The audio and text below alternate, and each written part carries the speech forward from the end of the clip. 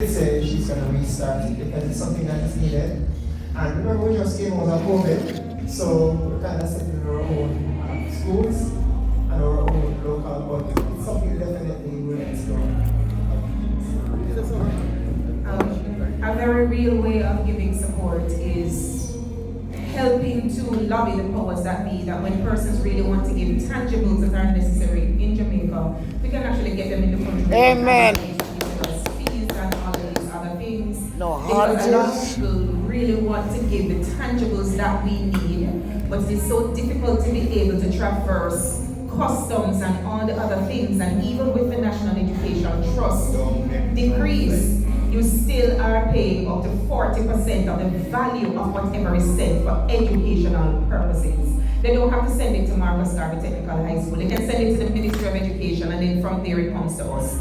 But if people are willing to open containers and persons are willing to give and donate very real resources at minimal cost, why do we then have to multiply and amplify the cost to give back government taxes when they've not given us enough money to buy the very same thing in the first place? To me, it is a cut off the nose to spite your face, myopic kind of thinking that's causing us to not move forward. So the lobbying to be able to, when people want to give, make that process even easier, especially the tech, as we conceptualize education in the future, that is something that I would also like to see happen.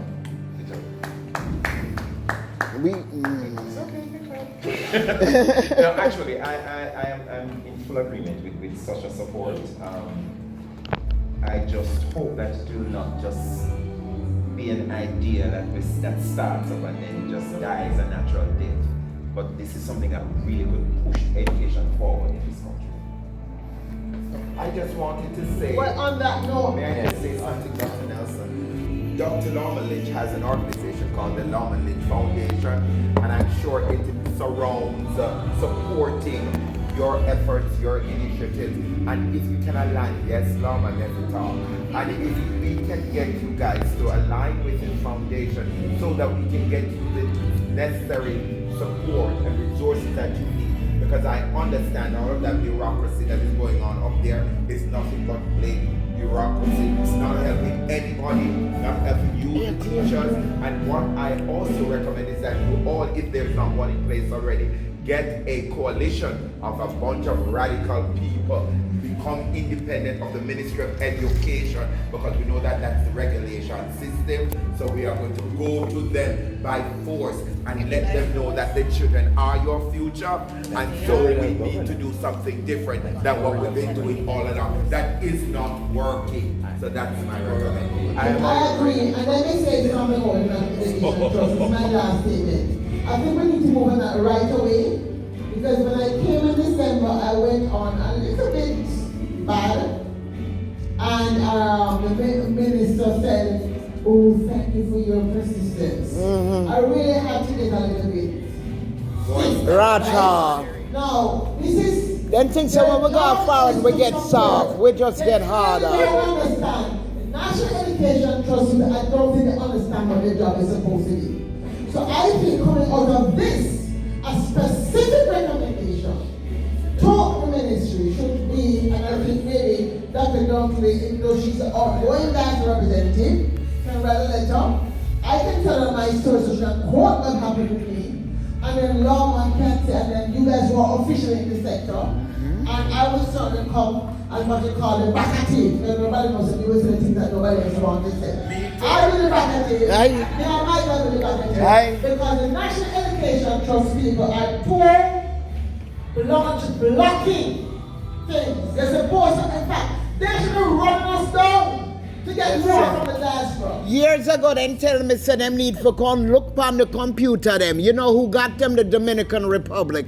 I've been doing computer recycling programs for the longest. How only way me could get them in, brought them in by parts or wrap up in a plastic. Them know none of that, knowing our cost nothing. I had to teach people how to build computers because of the way. I mean, I have money to pay them taxes, but I still found a way to bring in equipment. That's why I want me to spread the word. I want to give our serious and Bump, yes. We have two specific outcomes. The leadership service will start. I am saying to you, 3 principles. That before I came here, I got a lady that has a strengths finder. She's willing to do a conversation with you guys to see if that can help with your teachers, and eventually we can make it available to the schools. I also have set up, already pre-set up, a conversation with an organization called Teach the Future.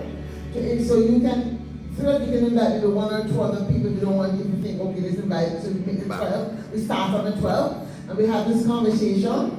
And then, so there's 2, and there's 2 at least 2, and of course, there's 3 specific things that will come out of this. And so, Lawman as the Education Center, I'm putting you in charge of me in this regard. Boom.